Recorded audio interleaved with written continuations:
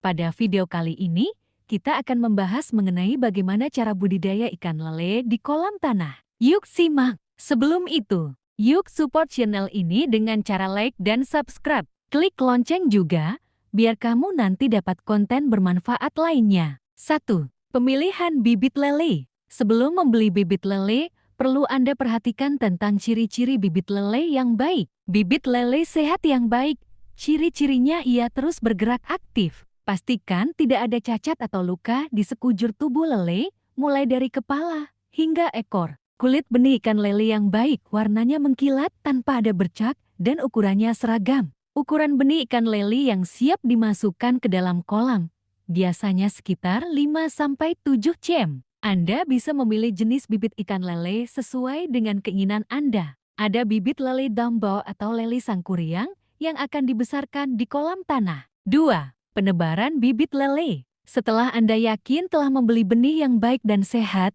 barulah benih tersebut dimasukkan ke dalam kolam. Namun perlu diingat, jangan langsung memasukkan benih ikan lele yang baru Anda beli ke dalam kolam. Hal ini akan menyebabkan lele menjadi stres karena lele belum diberi waktu untuk beradaptasi dengan air kolam. Bibit lele harus terlebih dahulu menyesuaikan suhu wadah atau jarigan dengan air kolam. Sebaiknya benih ikan lele ditaruh bersama wadah atau jarigen di dalam kolam dan diamkan selama 15-30 menit. Setelah itu, miringkan wadah sedikit dan biarkan benih lele keluar dengan sendirinya. 3. Pemberian pakan. Memberi makan ikan lele yang dipelihara di kolam tanah akan sedikit lebih hemat karena tersedia pakan alami dari kolam tersebut. Namun, ikan lele juga membutuhkan nutrisi tambahan. Anda bisa memberikan pakan buatan berupa pelet. Pelet mengandung protein, karbohidrat, lemak, vitamin, dan mineral yang dibutuhkan oleh ikan lele. Saat lele masih berupa biji,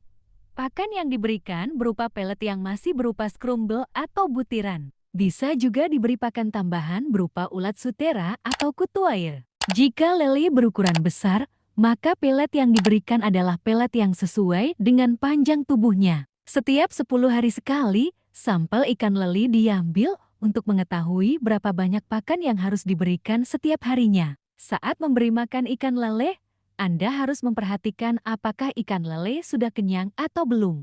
Jangan biarkan ikan lele kenyang. 4. Pemeliharaan. Dalam budidaya ikan lele perlu dilakukan perawatan yang telaten dan rutin. Ini meliputi kebersihan kolam, hama, penyakit, dan lain-lain. Untuk kebersihan kolam, Anda harus mengganti air kolam tergantung frekuensi pemberian pakan. Jika frekuensi pemberian pakan tinggi, kolam harus lebih sering dibersihkan. Jika tercium bau tidak sedap, maka segera ganti air kolam. Bau busuk berasal dari sisa pakan yang mengendap di dasar kolam. Angkat sisa pakan yang ada di dasar kolam. Kemudian ganti air kolam dengan mengalirkan sepertiga bagian bawah air kolam, lalu isi ulang dengan air baru. Untuk mencegah serangan hama pemangsa lele seperti musang, linsang, atau ular, sebaiknya disediakan saringan atau semacam jaring streaming pelindung untuk saluran pemasukan dan pembuangan. Anda juga bisa memasang pagar di tepi kolam.